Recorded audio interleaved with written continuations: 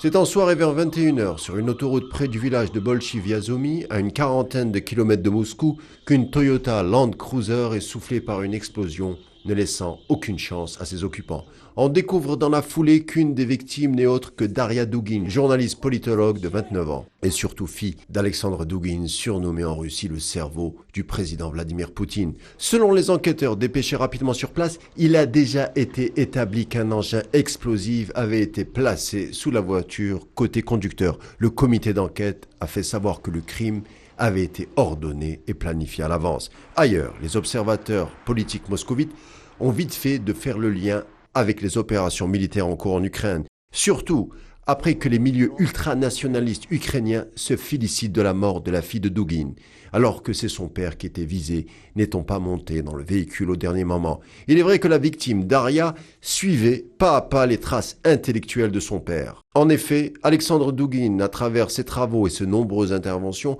prônait une alliance occidentale entre l'Europe et l'Asie, la fameuse idéologie euro-asiatique dont la Russie serait la pierre d'achoppement.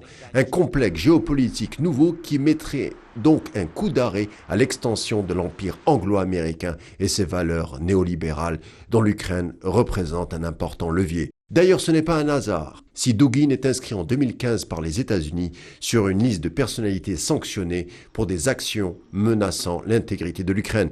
Sa fille Daria n'est pas en reste, visée pour sa part par des sanctions prises à son encontre par le Royaume-Uni depuis juillet dernier, l'accusant d'être une source de désinformation concernant l'Ukraine.